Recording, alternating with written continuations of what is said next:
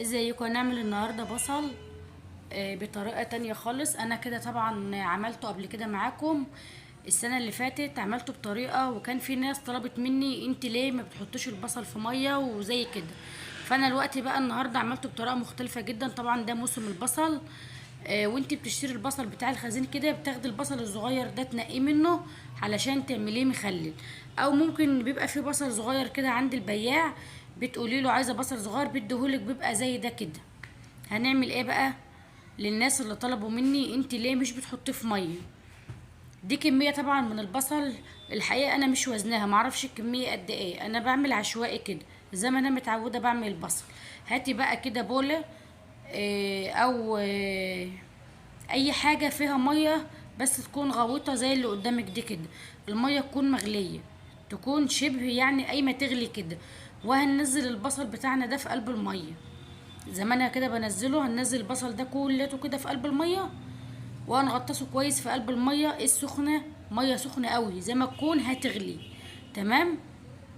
دي الطريقه دي للناس اللي طلبوها مني، انا عملتها لكم بطريقه تانية هي دي زي دي، بس الفرق ان انا هنا حطيته في ميه سخنه شبه مغليه.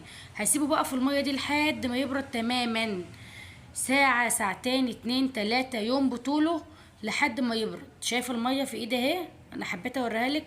المية بتاعته غيرت تمام، يعني نزلت الحمار اللي في البصلاية، نزلت اي حاجة في البصلاية. هاتي بقى كده طبعا المية هنا معايا باردة، في الحالة دي المية باردة. هاتي بقى كده البصل وتعالي اما نقشره. هو الطريقة دي ليه؟ طريقة المية دي ليه يا جماعة؟ هي مش بتختلف عن الطريقة اللي انا كنت عاملاها قبل كده ولا حاجة، هي بس عشان بتسهل عليكي عملية تقشير البصل بس. يعني هي مش طريقة ما فيهاش حاجة جديدة عن اللي انا كنت عاملاها، بس انا حبيت اما الناس اللي طلبوها مني انا حبيت اعمل لكم مخصوص فيديو البصل بالطريقة اللي انتوا طلبتوها مني. فاحنا بقى بنجيب البصل بنشيل الحته اللي فوق دي ونقشره كده، ونشيل الحته اللي بتبقى تحت دي في الديل اللي بيبقى في الحته اللي بتبقى في اخر البصلايه دي. طبعا هتقشري البصل ده لحد ما تخلصي كل الكميه اللي انت عاملاها. صفي بقى الميه اللي عليه دي كده وقشريه تماما عشان يبقى بالشكل اللي انت شايفاه ده زي ما انا قشرته كده. انا بقى هنا معايا ايه؟ انا هنا معايا جزر مبشور، بشراه في المبشره العاديه، ومعايا هنا شطه حاميه او فلفل احمر حامي او بارد زي ما تحبي. وحاطه عليهم ايه بقى؟ انا حاطه على الفلفل ده حوالي 5 6 فصوص من الثوم كده فرماه في الكبه اللي قدامكم دي، علشان بحيث ان هو ينعم كلته معايا. انا مش عايزه ايه، مش عايزه فصوص الثوم تبقى بحالها، انا عايزاها تبقى ناعمه معايا. والبلاستيكيه اللي قدامكم دي او البوله دي فيها ميه عاديه خالص من الحنفيه. خدت انا ايه بقى؟ خدت انا معلقتين من هريسه الشطه دي على الميه وشويه من الجزر على الميه، وهنقلب بالشكل ده كده. هاتي بقى انا معايا كيسين ملح، الكيس اللي هو الكيس الصغير اللي بيتباع عند البقال بجنيه. خدي بالك ما تجيبيش كيس من الكبير وتحطي منه كيسين وتقولي احسن انت حاطه ملح كتير، لا، الكيس ده كيس صغير من ابو جنيه. انا حطيت كيسين على الميه اللي قدامي دي. طبعا بعينك انت كده قدري الميه اللي انت تحطيها للبصل، يعني قدري الميه على كميه البصل اللي انت عاملاها. تمام. يبقى انا خدتش معلقتين من هرسة الشطه وشويه من الجزر على الملح وقلبت كل ده في قلب الميه. تعالي بقى نرجع للبصل اللي احنا قشرناه تاني. هاتي بقى بقيه الجزر وبقيه هرسة الشطه وانزلي بيها كده على البصل. يعني خدت كميه هنا قسمت، يعتبر ما عملتش مناصفه، يعني انا بس معلقتين شطه على معلقه جزر والباقي حطيته على عند البصل. تمام. يبقى ده كل معايا البصل، معايا الجزر كله، وادي هرسة الشطه كلها هنزل بيها. وما تنسيش، اوعي تنسي ال5 6 فصوص توم، مهمين جدا بيفرقوا معانا في البصل.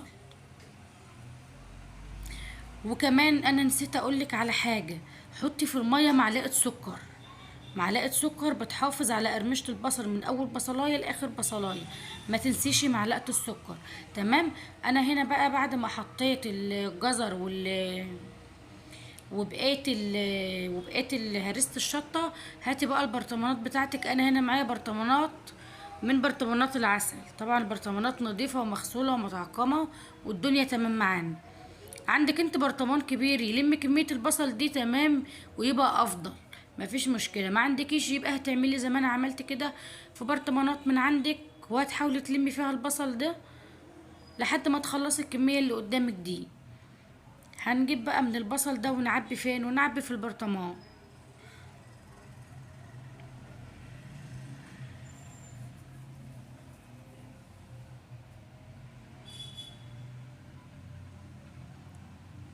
اوعي تنسي معلقة السكر، انا هنا نسيت احطها معاكم وانا بصور، بس انا حطيتها. تمام، اوعي تنسي معلقة السكر، بيخليه مقرمش جدا من اول بصلاية لاخر بصلاية. وما تنسيش 5 فصوص توم كبار او 6 على هرسة الشطة، وتفرموا في قلب الكب. انا كده خلصت كل كمية البصل اللي عندي. عبيت البرطمانات اللي معايا دي، عبيت 5 برطمانات من بتوع العسل. خلاص بقى احنا معانا المية اللي فيها الحوض، اللي فيها الجزر وفيها الشطة وفيها الملح. طبعا انا ما حطيتش خل. هاتي بقى من الحوض اللي معانا ده، اللي هو المية اللي معانا دي، وانزلي كده في البرطمانات لحد البرطمان ما يتملي. وهز كده البرطمان وانتي بتعبي البصل، هز البرطمان عشان خاطر البصل ينزل لتحت وياخد معاك البرطمان اكتر. وبرضو نفس الكلام بنكرره واحنا بنحط المية بتاعته. بتهزي برضو البرطمان كده عشان المية تنزل لتحت وتبقى في قلب البصل كلته. الطريقة، سواء الطريقة دي او الطريقة الاولانية اللي انا عملتها، هما نفس النتيجة بيدوها نتيجة واحدة. بس انا حبيت اعمل دي علشان حبايبي اللي قالوا لي انت ليه مش بتنقعي البصل في مية. واقول لك كمان، هو كان زمان ايام ستاتنا بقى، والناس اللي هي الكبيرة، الناس اللي فيها بركة، الناس القديمة دي كانوا بيعملوا ايه؟ كانوا بيحطوا البصل ده في المية، ومش عايزة اقول لك كانوا بيسيبوه 15 يوم، وكانت بتوصل للشهر كمان. اه والله، يعني انا اعرف واحده كانت بتحط البصل ده في ميه، وكانت بتوصل ل 15 يوم سايباه في ميته كده. بس احنا الوقت بقى قعدنا ايه، يا دوبك كده بنبيته ليله ولا حاجه بالكتير قوي. او بالكتير قوي لو عملت العمليه دي وحطيتيه في الميه، بتسيبيه مثلا، حطيتيه من الصبح بتسيبيه لاخر النهار، او بالكتير قوي للصبح، وبتبقى الدنيا زي الفل معانا، وبيديكي النتيجه الهايله دي.